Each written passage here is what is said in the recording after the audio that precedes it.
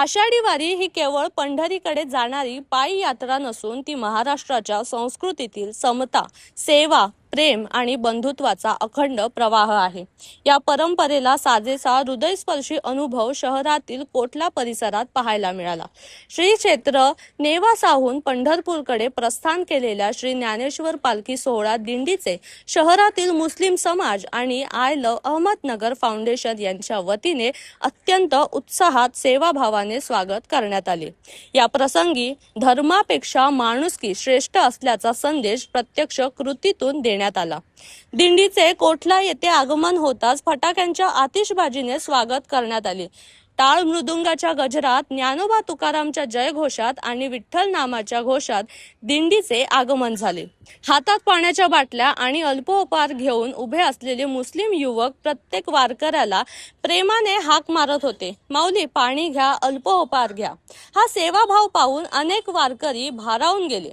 काहींनी या उपक्रमाचे कौतुक करत हीच खरी महाराष्ट्राची संस्कृती अशी भावना व्यक्त केली। दिंडीत सहभागी असलेल्या वारकऱ्यांनीही मुस्लिम बांधवांनी केलेल्या आदरातिथ्याला मनापासून प्रतिसाद दिला।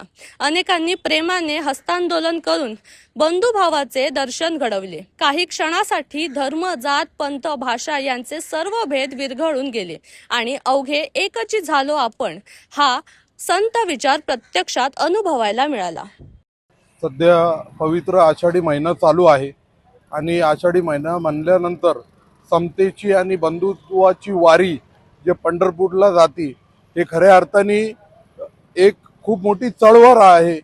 पूर्ण समाज बांधवाला एकत्रित करणारी ही चळवळ आहे आणि आज समस्त अहमदनगर मुस्लिम समाज व आय लव्ह अहमदनगर फाउंडेशनच्या माध्यमातून आज कोटला परिसरामध्ये सर्व दिंडीतले वारी बांधव आमचे त्यांच्यासाठी स्वच्छ पाणी, अल्पोपहार व खाण्यापिण्याच्या वस्तू आज या ठिकाणी वाटप करण्यात आलं।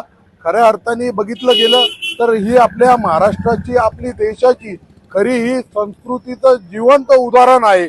आपण बघू शकतो एकीकडे दोन समाजामध्ये भिंत पाडण्याचं काम चालू आहे, परंतु समस्त अहमदनगर मुस्लिम समाज हे प्रेमाचा पूल बांधण्याचं काम या ठिकाणी करत आहे आणि भविष्यातही या ठिकाणी करत राहू।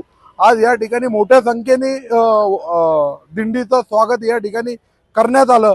येणाऱ्या वर्षी अजून जोरात आणि जोमात मोठ्या प्रमाणामध्ये आम्ही या ठिकाणी आदराने पुन्हा या ठिकाणी दिंडीचं स्वागत आम्ही करू, एवढं सांगून थांबतो।